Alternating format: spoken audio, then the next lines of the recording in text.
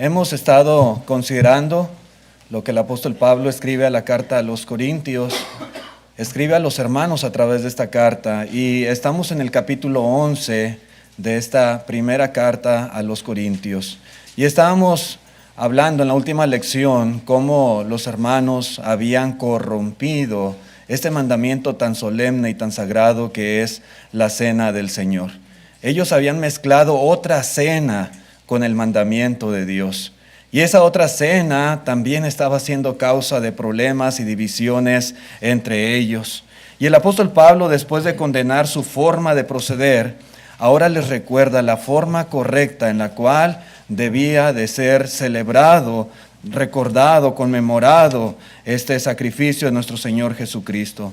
Él les muestra que no se trata de una comida simplemente donde podían llenar el estómago, sino más bien de un mandamiento solemne, de un mandamiento santo, sagrado, de una fiesta conmemorativa, donde al participar estamos haciendo memoria de la muerte de Cristo y reflexionando sobre todo lo que Él hizo por nosotros. Y eso era básicamente lo que el apóstol Pablo quería transmitirles a los hermanos y corregir este desorden que había en la iglesia, en la reunión y particularmente aquí en la Santa Cena. Y empieza el apóstol Pablo hablando pues sobre el significado de lo que es el pan y el fruto de la vid. Dice el versículo 23 de la primera carta a los Corintios, capítulo 11, dice Pablo: porque yo recibí del Señor lo que también os he enseñado, que el Señor Jesús, la noche que fue entregado, tomó pan. Y habiendo dado gracias, lo partió y dijo: tomad, comed, esto es mi cuerpo que por vosotros es partido. Haced esto en memoria de mí. Y vemos aquí al apóstol Pablo dando instrucciones. En esta carta a los Corintios vemos que el apóstol Pablo señala una y otra vez diferentes problemas, diferentes situaciones que necesitaban ser corregidos. Pero no solamente les dice lo que están haciendo mal, Pablo les dice cómo hacerlo bien. Y en este caso en particular también lo hace. Y aunque Pablo no estuvo presente en la institución de la Cena del Señor, él no estuvo ahí con aquel grupo de apóstoles sentado a la mesa con Cristo Jesús. Él no recibió en sus manos aquel pan y aquel fruto de la vid. Pero el apóstol Pablo dice que él recibió del Señor lo que también él les ha enseñado. Es decir, que Dios se encargó de que el apóstol Pablo tuviera la información correcta respecto a este mandamiento. Tal vez a través de inspiración divina fue que Dios transmitió este conocimiento a Pablo, y también pudo haber sido a través de los demás apóstoles. El punto es que dice: yo recibí del Señor lo que también os he enseñado. Y fue Jesús mismo quien instituyó este memorial, y lo hizo en la misma noche, dice aquí el apóstol Pablo, la misma noche que fue entregado. De esa manera, hermanos, recordar a lo que ahora, ¿verdad?, es tan importante a los que estamos en el reino de Cristo Jesús. La noche que el Señor fue entregado, Él comió pan, Él bebió del fruto de la vid, Él le dio a sus discípulos, y Él dijo que recordaran, que participaran de este mandamiento en el reino que Él iba a establecer, y que tenían que hacerlo en memoria de Él. Tenemos que recordar, hermanos, cada que participamos, los que estamos en su reino, que fuimos redimidos, que fuimos liberados de la esclavitud del pecado por medio de su muerte en la cruz. Es un mandamiento conmemorativo. Así como la Pascua tenía un propósito de recordar cómo Dios lo sacó de la esclavitud de Egipto, de la misma manera, hermanos, nosotros recordamos cada primer día de la semana, conforme al ejemplo aprobado, que el Señor Jesucristo, a través de su muerte en la cruz, nos liberó de esa esclavitud, de ese yugo del pecado en el cual estábamos nosotros cautivos. Esa noche, hermanos, Jesús tomó pan, dice el apóstol Pablo, tomó pan. ¿Qué clase de pan era? ¿De qué pan está hablando aquí el apóstol Pablo? ¿Qué clase de pan tomó el Señor y le dio a sus discípulos? No era cualquier clase de pan. Hoy estamos acostumbrados, ¿verdad?, a diferentes tipos de pan, pero ese pan era un pan especial, ¿sí? No eran unas conchas, no eran unos biscuits, no eran un cochinito. No, era un pan muy particular. Era pan sin levadura. Era el pan que se utilizaba durante la Pascua. Y ese pan fue el que el Señor tomó para instituir la cena del Señor. Dice ya, hermanos, en el Antiguo Testamento, en Éxodo 12, versículo 14, dice: y este día os será en memoria, y lo celebraréis como fiesta solemne para Jehová durante vuestras generaciones, por estatuto perpetuo lo celebraréis. 7 días comeréis panes sin levadura.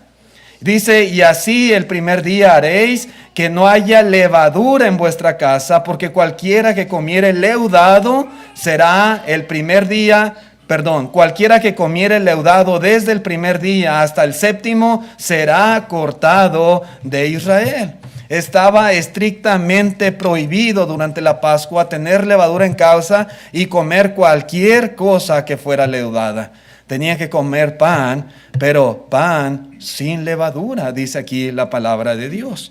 Y cuando vamos al Nuevo Testamento, cuando el Señor iba a instituir este mandamiento, lo hizo posterior a la cena de la Pascua. Y dice en Marcos capítulo 14, versículo 12, el primer día de la fiesta de los panes sin levadura, cuando sacrificaban el cordero de la Pascua, sus discípulos le dijeron: ¿dónde quieres que vayamos a preparar para que comas la Pascua? Sí, hermanos, en esos días, ¿verdad?, se celebraba esta fiesta propia de los judíos que el Señor mismo había ordenado. Y en esta fiesta, hermanos, se comía pan, pero pan sin levadura. Y el Señor, después de haber comido la Pascua, toma pan y utiliza ese pan que había ahí en la mesa, pan sin levadura, para establecer, hermanos, este mandamiento tan importante. El Señor Jesucristo dice aquí, el apóstol Pablo, que Él tomó pan y que dio gracias. Sí, es lo que dice: y habiendo dado gracias, lo partió y dijo. Y este es otro aspecto bien importante, hermanos, que debemos también considerar. Los evangelios de Mateo y de Marcos dicen que Jesús tomó pan y lo bendijo. Y aquí dice el apóstol Pablo que habiendo dado gracias, lo partió. Algo muy importante, hermanos, que debemos entender es que bendecir el pan es lo mismo, exactamente lo mismo que dar gracias. No hay diferencia alguna. No debemos pedirle a Dios en la oración cuando vamos a participar de la cena que bendiga el pan. Lo que debemos hacer es dar gracias a Dios por este pan sin levadura. Y cuando lo hacemos, hermanos, estamos nosotros bendiciendo ese pan. Dar gracias, hermanos, es exactamente lo mismo que bendecir. Nosotros bendecimos el pan cuando damos gracias a Dios por él. En griego, hermanos, esta frase, dar gracias, es Eucaristía. No sé si alguna vez probablemente he escuchado esta frase, Eucaristía, o participar de la Eucaristía. Esta palabra simplemente significa dar gracias. Y es lo que el Señor Jesucristo hizo, dar gracias. Y es lo que debemos hacer nosotros, dar gracias. Hay muchas cosas muy bonitas que uno tal vez pudiera mencionar en la oración cuando uno está presidiendo la cena del Señor. Pero algo que no debemos de omitir jamás es dar gracias por este pan, dar gracias por el fruto de la vid, como lo hizo el Señor Jesús y como el apóstol Pablo está instruyendo a los hermanos a que lo hagan. Porque esto, hermanos, es básicamente lo que nosotros encontramos en la palabra de nuestro Dios. Ahora, hermanos, en este pan, ¿verdad?, dice aquí el apóstol Pablo que lo debemos de comer en memoria de Jesús. ¿Sí? Pablo menciona lo que el Señor dijo: haced esto en memoria de mí. Algo bien importante que debemos entender es qué es exactamente lo que debemos recordar. Es algo que implica, hermanos, nuestra mente. Tenemos que hacer algo en memoria. Así como los judíos, cuando participaban de la Pascua, ellos recordaban algo. Traían a su mente ciertos momentos en la historia de su pueblo. De la misma manera, hermanos, nosotros tenemos que traer a nuestra mente ciertas cosas importantes que Dios quiere. El Señor quiere que recordemos. No se trata nada más de comer, ¿verdad? Y disfrutar ahí en el paladar aquel pan o aquel jugo de uva. Se requiere, hermanos, que la mente, el corazón estén también presentes a la hora de participar y que estemos haciendo memoria, dice el Señor Jesucristo. Haced esto en memoria de mí. La cuestión es qué es exactamente lo que debemos recordar mientras comemos de este pan sin levadura. Bueno, el Señor Jesucristo, hermanos, está dando él mismo la respuesta. Él dice, este es mi cuerpo que por vosotros es partido. ¿Qué debemos recordar, hermanos, a comer el pan? Debemos recordar el sacrificio que Jesús hizo por nosotros. Su cuerpo es entregado como una ofrenda por nuestros pecados. En la carta a los Hebreos, capítulo 10, verso 10, dice así el escritor, en esa voluntad somos santificados mediante la ofrenda del cuerpo de Jesucristo, hecha una vez para siempre. El pan, dice aquí, representa el cuerpo de Cristo. ¿Sí? Y ese cuerpo fue la ofrenda ofrecida por nuestros pecados. Al comer, hermanos, del pan, debemos en nuestra mente enfocarnos en Jesús. Enfocarnos en esos momentos en que Él está ofreciéndose a sí mismo como un sacrificio perfecto por nosotros. Debemos enfocarnos en cómo en esos momentos su cuerpo, esa ofrenda por el pecado, fue azotado, cómo su cuerpo fue desfigurado, cómo fue torturado, cómo su carne fue desgarrada, cómo sus manos, sus pies fueron traspasados por aquellos clavos cuando le crucificaron. Este tipo de cosas que nuestro Señor Jesucristo sufrió en su cuerpo es lo que debemos recordar cuando comemos del pan sin levadura. La profecía de Isaías, hermanos, resume muy bien los conceptos que debemos estar recordando mientras participamos del pan. En Isaías 53, versículo 3, dice la palabra de Dios: despreciado y desechado entre los hombres, varón de dolores, experimentado en quebranto, y como que escondimos de él el rostro, fue menospreciado y no lo estimamos. Ciertamente llevó él nuestras enfermedades y sufrió nuestros dolores, y nosotros le tuvimos por azotado, por herido de Dios y abatido. Mas él herido fue por nuestras rebeliones, molido por nuestros pecados. El castigo de nuestra paz fue sobre él, y por su llaga fuimos nosotros curados. Todos nosotros nos descarriamos como ovejas, cada cual se apartó por su camino, mas Jehová cargó en él el pecado de todos nosotros. Angustiado él y afligido, no abrió su boca. Como cordero fue llevado al matadero, y como oveja delante de sus trasquiladores enmudeció y no abrió su boca. Por cárcel y por juicio fue quitado, y su generación, ¿quién la contará? Porque fue cortado de la tierra de los vivientes, y por la rebelión de mi pueblo fue herido. Isaías, hermanos, estaba anticipando todos los sufrimientos de Cristo Jesús en la cruz. Todos los sufrimientos desde antes de la cruz hasta el momento en que Él iba a dar su vida por todos nosotros. Así que, hermanos, semana tras semana los cristianos debemos de estar recordando al comer del pan sin levadura el precio que Jesús tuvo que pagar por salvarnos de nuestros pecados. Hacer memoria de su cuerpo es hacer memoria de todo lo que Él tuvo que padecer para morir por nosotros, hasta el momento en que Él expiró, como dice la palabra de Dios. Luego, hermanos, en el verso 25, volviendo a la primera de los Corintios 11, dice el apóstol Pablo, continúa explicando acerca de este mandamiento y dice: asimismo, tomó también la copa después de haber cenado, diciendo: esta copa es el nuevo pacto en mi sangre, haced esto todas las veces que la bebiereis. Nuevamente dice: en memoria de mí. después de haber cenado la Pascua. Este es algo bien importante porque ahí estaban mezclando los hermanos en Corinto. Decíamos la lección anterior que pues hay varias razones a veces que se cree por la cual ellos habían mezclado una cena, una comida ordinaria con la cena del Señor. Y una de esas razones puede ser, hermanos, el hecho de la Pascua judía. Y como Jesús cenó, ¿verdad?, aquel cabrito y todo lo que conllevaba la cena de la Pascua, pues ellos como que sentían que tenían el derecho también de cenar en la reunión de la iglesia, de comer una comida ordinaria, y a la vez hacían una mezcolanza con el mandamiento de la cena del Señor. Pero el apóstol Pablo, hermanos, aquí está dejando muy en claro que después de haber cenado, el Señor Jesucristo, después de la cena, Él instituyó este mandamiento, este memorial, ¿verdad?, de la Santa Cena. Tanto el pan sin levadura como la copa fueron tomados por Cristo después de haber cenado. Es decir, hermanos, que ellos tenían que quitar, ¿verdad?, esa cuestión de la cena ordinaria y no introducirla a la iglesia y enfocarse en lo que hizo Jesús después de haber cenado.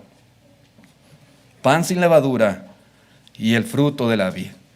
El mandamiento de Cristo, hermanos, no incluye una cena ordinaria como lo hacían los corintios. Incluye solamente lo que Él tomó después de cenar. Incluye única y exclusivamente pan sin levadura y la copa, que es el fruto de la vid. Y así, hermanos, como hicimos con el pan, también dice el apóstol Pablo que debemos de hacer lo mismo con la copa. Debemos dar gracias, dice aquí el apóstol Pablo. Al dar gracias estamos bendiciendo. Beber la copa, hermanos, es algo que también, dice él, debemos hacer en memoria de Cristo Jesús. Exactamente lo mismo que hicimos con el pan, ahora lo hacemos al beber del fruto de la vid. La cuestión es, ahora, ¿verdad?, en este otro elemento de la Santa Cena, ¿qué se supone que debemos recordar cuando participamos de él?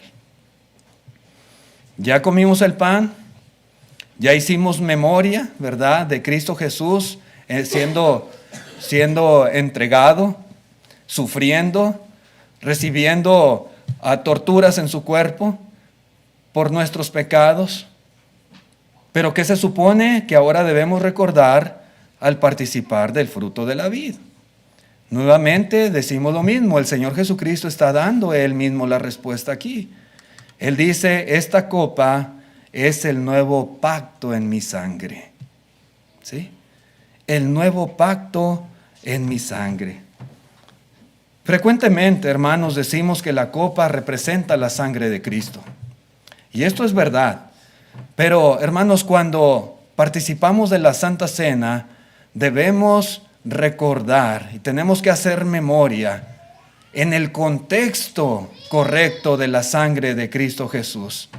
Debe de ser recordado, hermanos, hacer memoria en la forma correcta.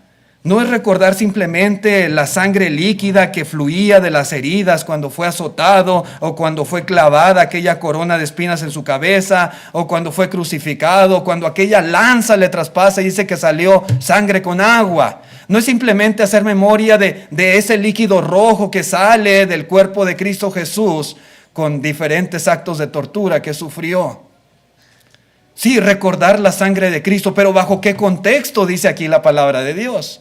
¿Bajo qué contexto nos enseña el Señor Jesucristo? Bueno, hermanos, el contexto correcto de lo que Cristo nos instruye a recordar al beber del fruto de la vid es su sangre como la sangre del nuevo pacto. Y esto es importante, hermanos. Es importante porque el Señor así lo está Él ordenando. Allá en Mateo capítulo 26, versículo 27, dice la Escritura, y tomando la copa y habiendo dado gracias, les dio diciendo, bebed de ella todos, porque esto es mi sangre del nuevo pacto, que por muchos es derramada para remisión de los pecados. Y algo que debemos hacer memoria, dice el apóstol Pablo, es precisamente de esto, de su sangre en el contexto del nuevo pacto. ¿Qué significa esto, hermanos? ¿Por qué su sangre representaría el nuevo pacto? Sí, había un viejo pacto que iba a ser quitado, que iba a ser abolido. Pero era necesario que Cristo muriera en la cruz. En Hebreos 9, versículo 15, la carta a los Hebreos, capítulo 9. Dice así la palabra de Dios, verso 15, así que por eso es mediador de un nuevo pacto, nuestro Señor Jesucristo, para que interviniendo muerte para la remisión de las transgresiones que había bajo el primer pacto, los llamados, note usted, reciban la promesa de la herencia eterna. Esto no iba a ser posible mientras el nuevo pacto no entrara en vigor. Se requería, hermanos, que viniera el nuevo pacto para que hubiese remisión de pecados y para que hubiese, como dice aquí,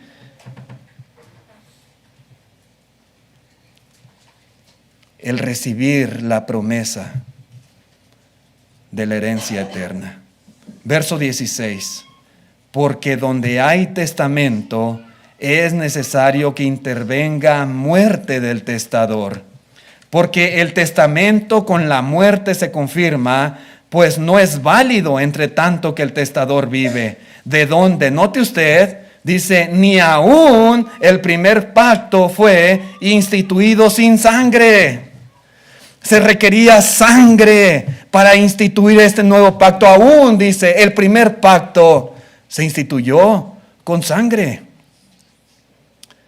Algo bien importante, hermanos, que nos enseña la palabra de Dios, es que un pacto no se ratifica, ¿verdad?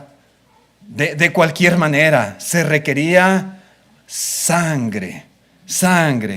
De hecho, hermanos, la ley de Moisés fue inaugurada con sangre para mostrar precisamente la necesidad de la muerte, como dice este versículo 18. Así que, hermanos, para que el nuevo pacto fuera promulgado, se requería también derramamiento de sangre, pero la del Hijo de Dios, la de un Cordero santo y sin mancha. Y Cristo lo hizo. El perdón de pecados y la purificación de cada uno de nosotros viene solo a través del derramamiento de sangre de Jesús. La promesa de la vida eterna es posible, hermanos, gracias a la sangre del nuevo pacto que fue derramada. Y damos gracias a Dios por ello. Sí, hermanos, cuando consideramos la escena de la crucifixión de Cristo Jesús y todos esos momentos previos a su muerte y todo lo que Él sufrió, sus dolores, la tortura, los desprecios, las humillaciones, hermanos, nos duele en el corazón y nos entristecemos. Pero por otro lado, hermanos, tenemos que estar agradecidos con Dios, que estuvo dispuesto a enviar a su Hijo Jesucristo a derramar su sangre para que el nuevo pacto fuera establecido. Y los que nosotros hemos sido llamados a través de la palabra de Dios, pudiéramos tener, hermanos, la seguridad, la certeza de una vida mejor, para que pudiésemos recibir la promesa de la vida eterna, como dice aquí el escritor a los Hebreos. ¿Sí? Hermanos, esto es precisamente lo que debemos recordar al beber la copa, el nuevo pacto. Ese nuevo pacto que hizo posible nuestro perdón y que fue ratificado por la sangre derramada en la cruz. Un nuevo pacto. A veces, hermanos, poco mencionamos, ¿verdad?, este aspecto fundamental de la sangre de Cristo. Pero es algo que es necesario recordar cada primer día de la semana al beber del fruto de la vid. Al dar gracias a Dios por la copa, damos gracias por todos los beneficios que se derivan de la sangre del nuevo pacto. Hay muchos. Muchos. Y luego dice el verso 26, así pues, todas las veces que comiereis este pan y bebiereis esta copa, la muerte del Señor anunciáis hasta que Él venga. Cada primer día de la semana, como lo hacía la iglesia en el primer siglo, hermanos, nosotros proclamamos a todo el mundo, al tomar la cena del Señor, que Cristo murió por nosotros y por todos los hombres, como dice Juan 3:16, y que su muerte es la razón por la que Dios puede mostrar misericordia a los pecadores. La muerte del Señor anunciáis. Damos a conocer, proclamamos a todo mundo cuando nosotros participamos de la Santa Cena, cuando comemos del pan y bebemos del fruto de la vid. Hermanos, no proclamamos la segunda venida de Cristo. A veces por ahí de repente se escucha, ¿verdad? Cuando se participa del mandamiento, ¿verdad? Que proclamamos la segunda venida de Cristo. ¿No es lo que dice? La muerte del Señor anunciáis hasta que Él venga. Por supuesto que sí. Mientras el Señor no venga, cada primer día de la semana los cristianos vamos a estar participando. Y a lo mejor un día no vamos a estar nosotros. Y si el Señor no ha venido, tal vez nuestros hijos y nuestros nietos y los futuros cristianos estarán participando y anunciando que Cristo murió por nuestros pecados. Y eso es lo que nosotros proclamamos, hermanos. Proclamamos su muerte y lo seguiremos haciendo cada primer de la semana hasta que el Señor venga por segunda vez. Pero otra cosa, hermanos, que Pablo les enfatiza, ¿verdad? Es la forma en la que se debe de participar del mandamiento. No solamente, ¿verdad?, les enseña en cuanto al significado y lo que deben de hacer ellos memoria al comer y al beber, pero también, hermanos, la forma correcta. Dice en el versículo 27, de manera que cualquiera que comiere de este pan o bebiere esta copa del Señor indignamente, será culpado del cuerpo y la sangre del Señor. Entonces, si algo nos dice aquí Pablo, es que al hacerlo, debemos hacerlo de forma digna, dignamente. Esto es esencial, hermanos. Si no lo hacemos dignamente, entonces estamos en un problema grave, en un problema serio. ¿Sí? El apóstol Pablo está advirtiendo a los corintios que no lo hagan indignamente, porque esa era la forma en que estaban participando. Hermanos, ¿cuál era esa forma indigna en la cual ellos comían la cena del Señor? Bueno, como lo vimos, hermanos, en estudios pasados, pues esa forma indigna era el convertir la cena en una comida común y luego participar de ella egoístamente, causando aún divisiones en la iglesia. Había cismas. Y decíamos que había clases sociales y que hacían sus propios banquetes y que se apartaban unos de los otros y que no compartían. Y todo esto el apóstol Pablo lo reprueba y les instruye a que no lo sigan haciendo de esa manera. No era el propósito llenarse y saciarse el estómago. No. Tenía que ver más con la mente, con la memoria, con el recordar, con el trasladarse, con estar consciente, hermanos, de lo que el Señor hizo y de los beneficios que nos ha dado. Es importante, hermanos, entender que el apóstol Pablo no estaba hablando aquí de la dignidad de la persona a la hora de participar. A veces como que hacemos una mezcolanza ahí cuando dice indignamente el apóstol Pablo. No está hablando de la dignidad de la persona. En realidad, hermanos, ninguno de nosotros somos dignos de lo que Cristo ha hecho por nosotros. Así como no somos dignos de la salvación, el Señor por gracia nos ha salvado. El Señor por gracia nos ha dado el perdón de pecados por su misericordia. Y de la misma manera, hermanos, no somos dignos de todo lo que el Señor hizo por nosotros. No lo merecíamos en realidad. Pero, hermanos, es muy importante entender lo que significa aquí, ¿verdad? Esta cuestión de dignidad. ¿A qué se refiere el apóstol Pablo? ¿De qué está hablando él? ¿De qué? Bueno, hermanos, Pablo habla de la manera en que ha de ser comida la cena del Señor. La palabra indignamente, hermanos, es un adverbio que describe al verbo. Es decir, hermanos, a comer y beber. Debemos comer dignamente, debemos beber dignamente. Se está refiriendo a la acción que nosotros llevamos a cabo. No se refiere a la persona en particular. Algunos hermanos han interpretado el participar de la cena del Señor indignamente como tomarla mientras se permanece sin arrepentirse de alguna falta. Y ellos dicen, algunos, ¿verdad?, piensan, bueno, eso es participar indignamente. Y es cierto, hermanos, que por supuesto que los cristianos siempre debemos estar bien con el Señor. Y si algo, hermanos, hemos hecho de manera que hemos faltado a Dios, por supuesto que hay que arrepentirnos y hay que pedir perdón al Señor. Eso que ni qué. Pero el apóstol Pablo no está hablando de la dignidad de la persona. Repito, él habla de la acción, de llevar a cabo esto dignamente, el comer y el beber. Así que, hermanos, es común a veces en algunas congregaciones ver hermanos, miembros de la iglesia que se abstienen de participar de los elementos de la Santa Cena, porque dicen, no soy digno. Repito, no era el punto que estaba enfatizando el apóstol Pablo.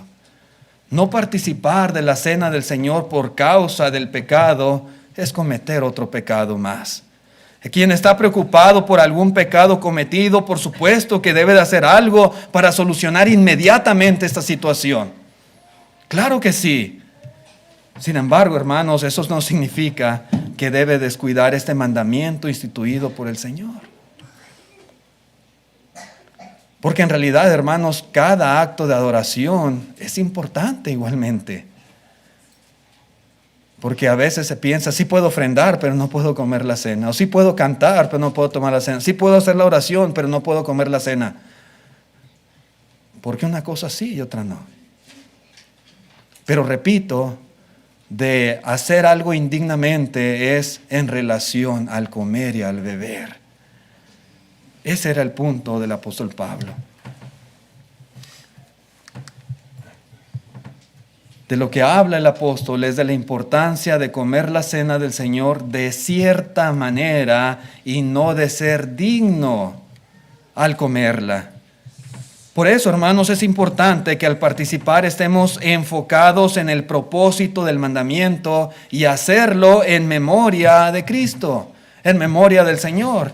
Tal vez nosotros, hermanos, no tenemos ese problema de la corrupción que había ahí en Corinto y del desorden que había ahí a la hora de participar de la Santa Cena. Sin embargo, y esto es importante, porque cada primer día de la semana estamos aquí con esta finalidad.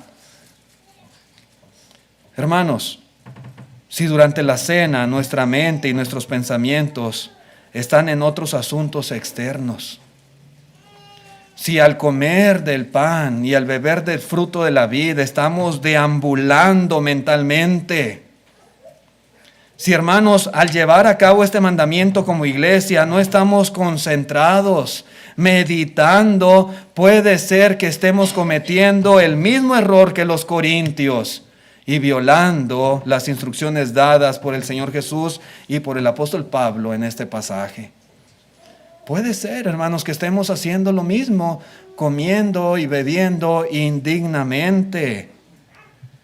Cuando la persona come la cena del Señor indignamente, es decir, con un espíritu indiferente, un espíritu egoísta, un espíritu irreverente, está mostrando una falta de respeto muy grande por lo que el pan y la copa representan. Es decir, el cuerpo de Cristo y la sangre del nuevo pacto.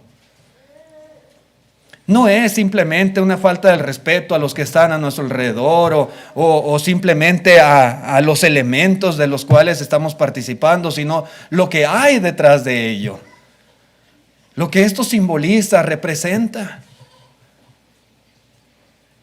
Es, hermanos, irreverencia, es falta de respeto a Dios. No estamos enfocados, no estamos en el propósito, no estamos haciendo esto en memoria del Señor. No se está cumpliendo el propósito de la Santa Cena. Entonces, sí es importante, hermanos, que estemos nosotros meditando, reflexionando, pensando, recordando todo esto que hemos estado explicando al comer y al beber. La gravedad, hermanos, de estas acciones es como si se estuviera crucificando a Cristo Jesús. Cuidado. ¿Sí? Es grave este asunto. Como si fuéramos responsables de su muerte. Por eso, hermanos, debemos participar con toda solemnidad, con toda reverencia, para no acarrear juicio sobre nosotros. De lo contrario, hermanos, seremos culpables. Seremos culpables, dice aquí el apóstol Pablo. En el versículo 28 dice así: por tanto, pruébese cada uno a sí mismo y coma así del pan y beba de la copa, porque el que come y bebe indignamente sin discernir el cuerpo del Señor, juicio come y bebe para sí. ¿Qué es esto, hermanos? Probarse o examinarse a sí mismo tiene que ver, de acuerdo al contexto, hermanos, con los pensamientos y propósitos al comer la cena del Señor. Por eso debemos examinarnos, probarnos en cuanto a ¿con qué propósito hago esto? ¿Cuál es mi pensamiento? ¿Cuál es mi finalidad? Los corintios, hermanos, no lo hacían. No se probaban a sí mismos, no se examinaban a sí mismos, por eso corrompían la cena, porque su propósito era simplemente saciarse de comida, llenar sus estómagos y aún, dice Pablo, algunos hasta se embriagaban. Y ellos venían pensando eso, con sus banquetazos a la reunión de la iglesia, con sus comidas. Venían pensando, hermanos, en saciar su estómago. Por eso dice, examínese cada uno a sí mismo. De ahí, hermanos, que es una muy buena práctica la lectura bíblica, por ejemplo. A la hora de participar es bueno leer pensamientos, textos, pasajes que nos ayuden a concentrarnos y a enfocar nuestra mente en lo que estamos haciendo. A veces también cantar algún himno alusivo que traiga esos pensamientos a la hora de comer el pan y beber del fruto de la vid es bueno y eso nos ayuda a hacerlo de la forma correcta y a no traer juicio sobre nosotros. Hay que preparar nuestras mentes, hermanos, hay que enfocarlos correctamente para que podamos discernir, como dice aquí la palabra de Dios, el cuerpo de Cristo. Versículo 28. Bueno, versículo 30. Dice, por lo cual hay muchos enfermos y debilitados entre vosotros, y muchos duermen. Hermanos, quien participa indignamente en la cena del Señor, sin discernir el cuerpo del Señor, siempre por consecuencia estará espiritualmente enfermo, estará débil, estará muerto. ¿Sí? El desorden tremendo que había en la iglesia con la cena del Señor y todos los problemas derivados estaban causando enfermedad, debilidad, y algunos estaban ya hasta espiritualmente muertos. No se refiere, hermanos, a algo físico, más bien tiene que ver con algo espiritual aquí. Incluso, hermanos, ¿verdad? Esa carnalidad, esa mente desenfocada puede, hermanos, provocar en la vida del cristiano una declive, porque no está meditando. Se trata, hermanos, de traer a nuestra mente todo lo que el Señor hizo por nosotros y todos los beneficios que ahora tenemos también a través de la sangre del nuevo pacto. Pero cuando nosotros realmente no pensamos en esas cosas, no estamos meditando, concentrados en esto, hermanos, pues realmente todo eso va a redundar en una vida espiritual débil, frágil, al grado, hermanos, de que uno puede llegar a morir espiritualmente. Y lo había en Corinto. A ese grado, hermanos, a ese grado pueden llegar las cosas simplemente al no participar correctamente de la mesa del Señor. Dice en el verso 31, si pues nos examinásemos a nosotros mismos, no seríamos juzgados. Mas siendo juzgados, somos castigados por el Señor para que no seamos condenados con el mundo. El Señor no quiere que nos perdamos. No quiere que vayamos ahí, hermanos, en la condenación juntamente con las demás personas. Y por eso Él trata de hacer algo para que nos enfoquemos correctamente y para que no nos desviemos y corrompamos mandamientos tan sagrados como lo estaban haciendo los corintios. Si ellos, hermanos, habitualmente se examinaran a sí mismos, se juzgaran correctamente, no estarían recibiendo la condenación de Dios. Pero están siendo juzgados. Los corintios, hermanos, estaban actuando mal. Si el hombre fracasa en esta tarea de examinarse, Dios se lo recuerda. Y se lo recuerda educando. Se lo recuerda corrigiendo mediante a veces instrucciones, a veces reprensiones, a veces a través de su palabra. Algunos piensan que inclusive más allá la disciplina del Señor puede llegar a la vida de una persona para hacerle recapacitar. Es posible. Dios de muchas maneras llama la atención de sus hijos. ¿Para qué?